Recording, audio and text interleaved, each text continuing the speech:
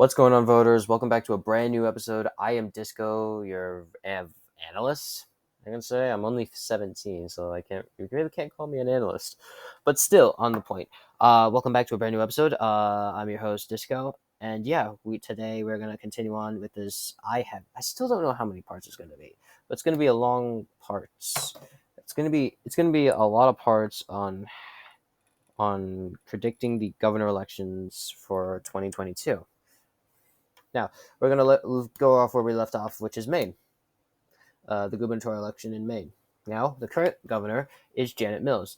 She won it by 7.7 by nearly 8 points in 2018, riding a wave of optimism by the Democrats, and also having a bit of doesn't help that an independent came in.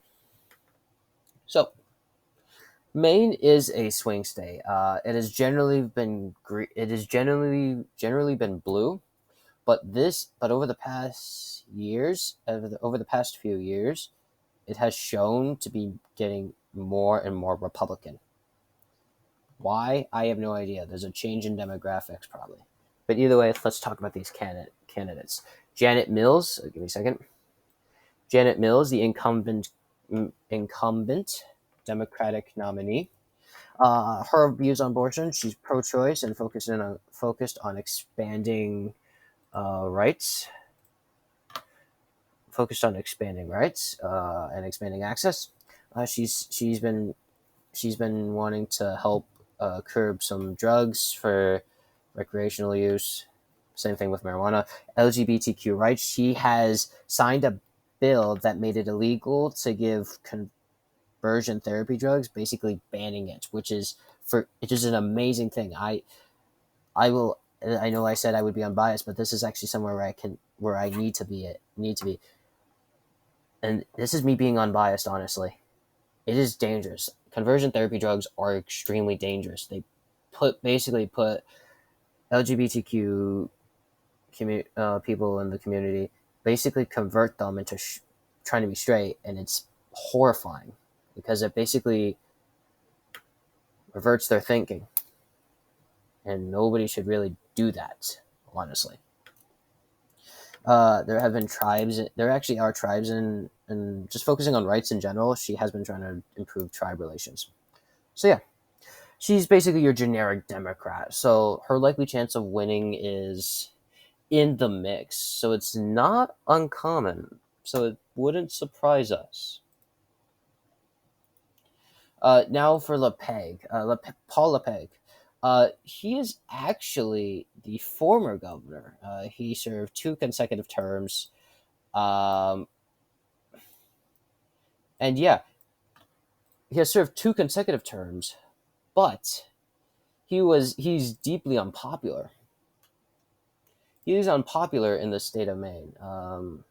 That's why he nearly lost in a year where governorship should be easy.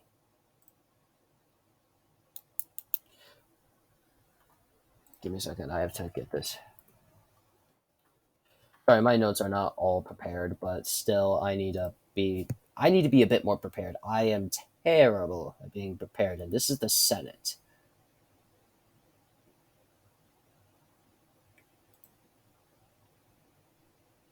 This is still the Senate.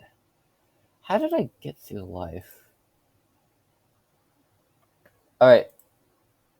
Okay, now we'll get through this. Okay, Maine. All right, so now back to the point. Paul LePage, a former governor of Maine, and guy who looks like he's storing nuts in his jaw. He opposes abortion. I'm sorry about that. Give me 5 seconds. I am deeply sorry. My bad. I'm Novi High School has really bad air quality, and not the high school in general, but the pool has really bad air quality, and there's a layer of sulfuric acid, and I'm coughing up really bad. Anyways, where was I? Oh yeah, the guy who needs a jaw replacement. Paul LePage, he opposes abortion. He's considered himself pro-life. He has weird views on child labor laws. He wants to make it legal to be a paperboy by 12, which is common, but nobody reads the newspaper anymore. We have cell phones, sir. I think that's just pretty common. There's nothing about being biased. It's just I think you need to. This guy is very in the 1960s. I think this guy. When was he born? Honestly, that's okay. That's actually a big question. Yeah, when was he born? 1948. That's why. That would explain why. Yeah, he's supported. He does support sending taxpayer monies to private schools if they want to. He rejects climate change, and he does not like wind power. He does believe in this idea of small government, where the government should not be involved with any aspect of life. Um, he does oppose Obamacare on healthcare, and he's really and his views on healthcare mimic the bill when Republic back in 2017 or 2018, where John McCain was still in office at the time. I don't know if you guys remember, but remember the bill that Republicans tried steaming through, the healthcare bill? It was really unpopular and really poor. It actually said it actually would hurt people. Well, he supported that bill basically.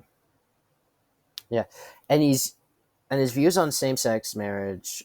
He's been neutral on it, although he said he would veto any marriage on like protecting it, and uh, he's been he's been iffy. He's like, I am neutral, but I will veto any bill that helps support them. Yeah, that's just weird. But to go on to now the big point: can Mills win, or who will win? Who will win? Mills or LePage? So far, every poll says Mills will win, but we have to go. We can't go to the governor races. We have to go for here. Now, 13 points, 13.5 points by election day, by November 1st. Election day was November 3rd. Now, to put in perspective, Biden won it by 9 points, so there's about a 4 point difference. Now that we go to the governor, there's a governor recall.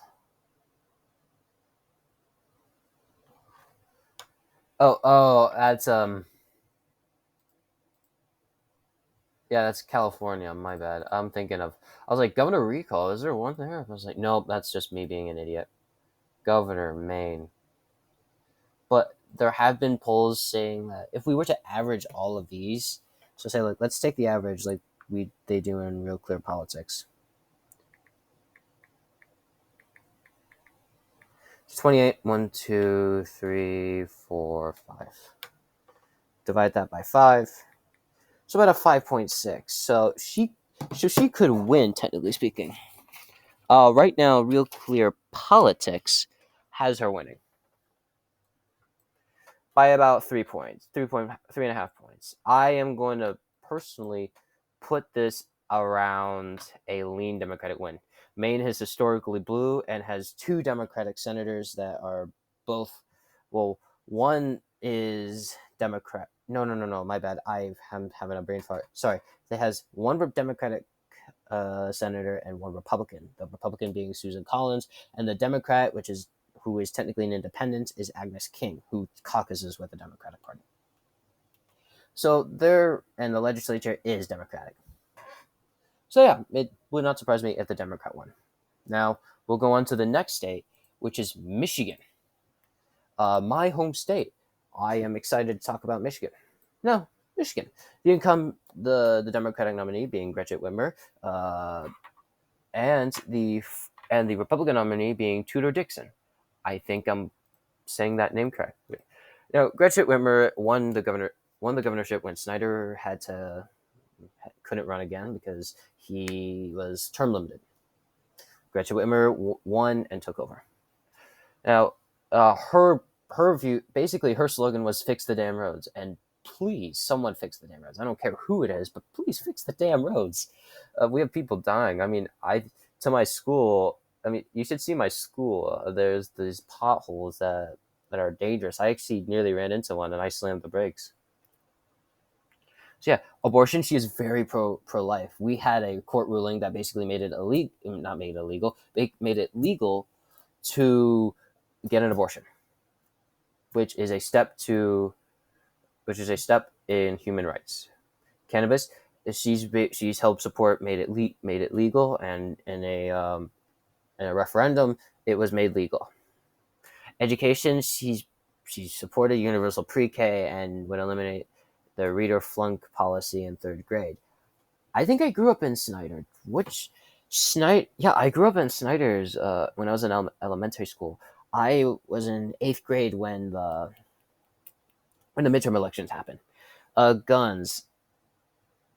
Obviously, guns. She's your generic Democrat. Although I do remember the day when cowboys and these right these like there was like an assault on the Capitol in the state capitol here in Michigan in April 2020. I could see that. Basically, hers is a generic Democrat. Immigration, disapproval of Trump's. Basically, a generic Democrat. And healthcare, she wants to expand Medicaid coverage in her state and sing. Oh, and she does oppose a single payer healthcare system as an unrealistic. And yeah. But taxation, she's proposing a bit of a tax increase for repairing roads. Now taxation is unpopular with Americans, right? Would be unpopular with Americans, but with Michigan voters to get a bit of a tax increase and say this money would go to roads, that could be a bit of a leeway since Michigan has a huge road problem, and pretty much that's the one thing that Democrats and Republicans can agree on. I hope. Now Tudor Dixon. Tudor Dixon is a Republican. Has 4 children. Yeesh. Who has so many children? Yeesh. She's basically a conservative commentator on America's Voice, live on America's Voice. Basically, I got about 3 minutes. So she opposes abortion, which already makes her unpopular because about 60% of voters in Michigan say they support abortion. I did not know of this. Drag shows. Okay, just a pause. We have drag shows in schools? Wait. Hold on. Hold the phone. In this case, my wallet. I'm not even going to comment on that. I need to do more. I need to do. Yeah. But this is one thing. She would ban abortion even in case of rape and incest in an interview. She described the example of a 14-year-old girl raped by her uncle as a perfect example of an abortion that she believed should be prohibited, adding, "A life is a life for me. Is a life for me." There's a 14-year-old girl. Her life is ruined because of that. But here's the thing. Dixon supports a ban on all abortions except solely when necessary to save a life of the pregnant woman, and has stated that she does not believe the mother's health is a sufficient reason, stating without explanation that the health of the mother and a life of the mother are different. Okay, so she has very, very controversial views on abortion. Voting policies, basically your generic Republican, requiring voter ID, and basically prohibiting people from voting. Yeah, basically your mainstream Republican. Now for polling, could she win? Could either one of these people win? And holy shoot, wow, I did not see that coming. Whitmer had a ginormous lead into 30 points. Somehow during the, I think, oh yeah, that's why, because the Michigan primary was here, and this is when the race started. So about a 11, 12 point victory. Now, if we go to the presidential race, going to 2020, Biden only won it by 2 points. So if we actually do the math, 7.9 minus 2 is 5.9. So there's about around a 5 to 6 point difference. So what was her margin again? About 11 points. So it's about a 5-point margin there. So she could win by a likely margin. Now for Real Clear Politics, I'm sorry, my internet's incredibly slow. We're just going to do two today. They show Whitmer winning by 8 points. I do not think it's going to be 8 points. I do think it would be a bit lower due to the fact of the polling data, although I need more data to go on with it. But either way, I do believe that she'll win by a likely margin. So yeah, Well, that's part two, that's part three for you guys. Thank you all so much for watching. I will please leave a like, comment, and share my videos with people. And I will see you guys, and I'll catch you guys next time.